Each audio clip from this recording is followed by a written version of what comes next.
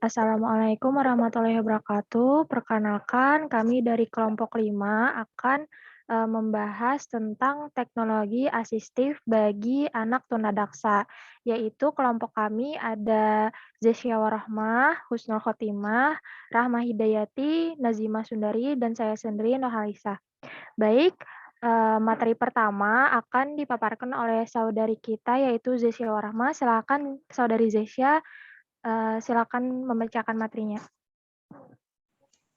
Baiklah, yang pertama ada definisi teknologi asistif.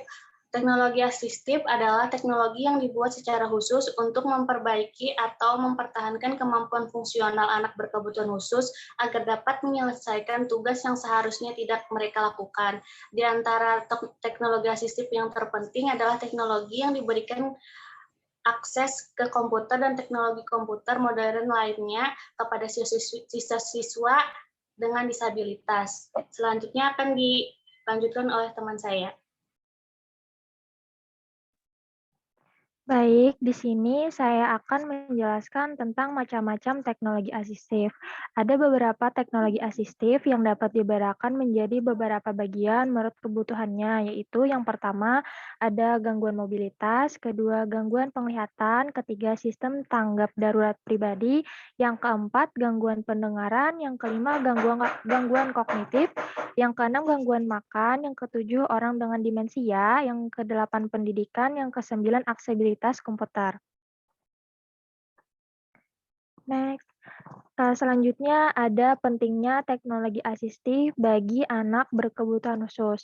Teknologi asistif merupakan alat yang dirancang atau dimodifikasi secara langsung untuk membantu meningkatkan dan mengembangkan kemampuan penyandang cacat yang berkaitan dengan activity daily living atau ADL, juga berkaitan dengan pembelajaran atau akademik. Alat ini sangat dibutuhkan oleh anak dengan hambatan fisik dan motorik, terkhusus tunadaksa, khususnya dalam hal mobilitas. Keterbatasan tunadaksa dalam melakukan mobilitas yang dapat membuat tunadaksa menarik diri dari kegiatan sosial atau pergaulan masyarakat. Selanjutnya akan dijelaskan oleh Husnul Khotimah. Di sini ada pengertian anak dengan hambatan fisik dan motorik. Pengertian anak dengan hambatan fisik dan motorik atau tunadaksa menurut Mulyono mengatakan tunadaksa dapat diartikan sebagai cacat tubuh sehingga kerusakan atau cacat fisik ada kaitannya dengan kesehatan. Senada pernyataan Sunario bahwa tunadaksa berarti suatu keadaan rusak atau terganggu sebagai akibat gangguan bentuk atau hambatan pada tulang, otot, atau sendi dalam fungsinya yang normal. Kondisi tersebut dapat disebabkan oleh penyakit atau kecelakaan atau dapat juga disebabkan oleh pembawaan sejak lahir. Sangat dibiarkan oleh teman saya.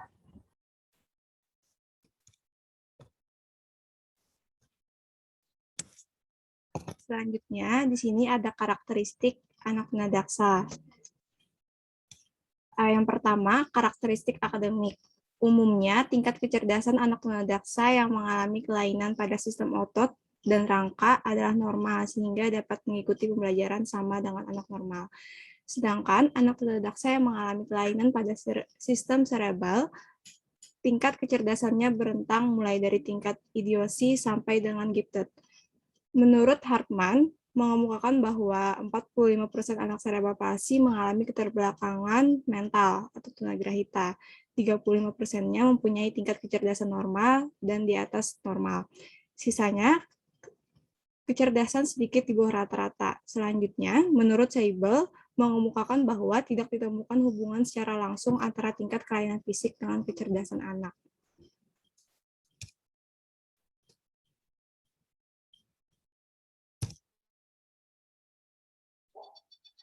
Baik, selanjutnya ada karakteristik sosial atau emosional.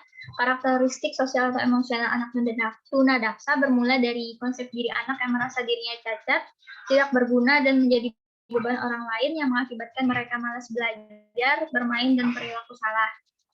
Yang ketiga ada karakteristik fisik atau kesehatan. Karakteristik fisik atau kesehatan anak tunadaksa biasanya selain mengalami cacat tubuh, ada kecenderungan mengalami gangguan lain seperti sakit gigi, berkurangnya daya pendengaran, penglihatan, gangguan bicara, dan lain-lain. Nah, di sini ada contoh teknologi asistif untuk anak tunadaksa, yaitu namanya motor modifikasi roda 4. Di dalam gambar terdapat ada rincian-rincian yang yaitu berbentuk update itu. Akan saya jelaskan yaitu cara rincian modifikasinya. Motor menggunakan roda 4 untuk mengurangi kemungkinan selip dan miring saat berbelok dan memungkinkan sistem suspensi bergerak secara vertikal.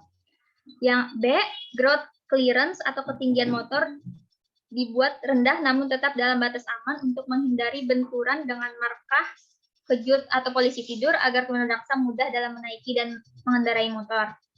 Yang C itu penambahan sistem garden untuk fungsi mundur agar tunadaksa mudah dalam melakukan manuver mundur dengan mesin.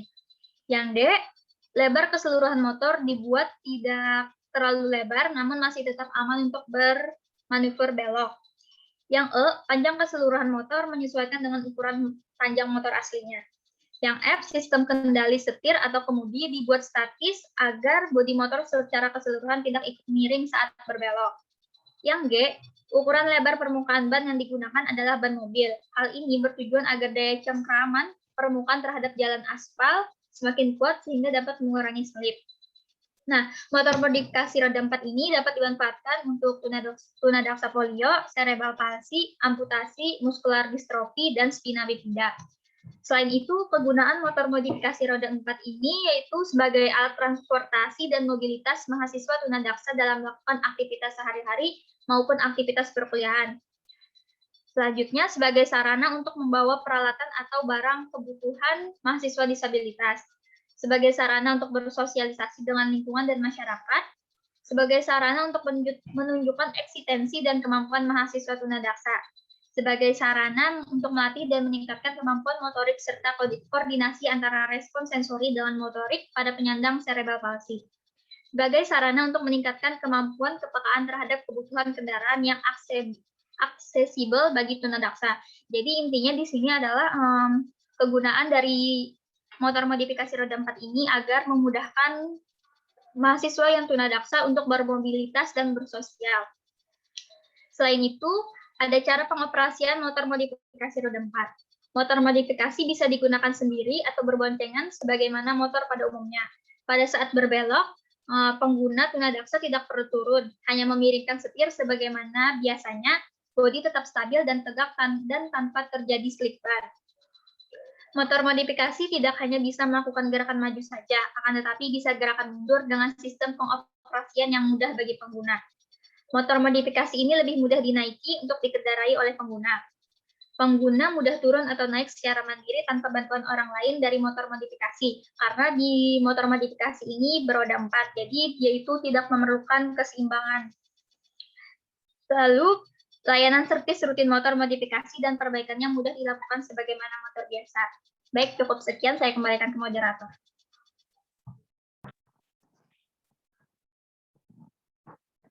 Baik, mungkin itu saja materi yang dapat kelompok 5 sampaikan.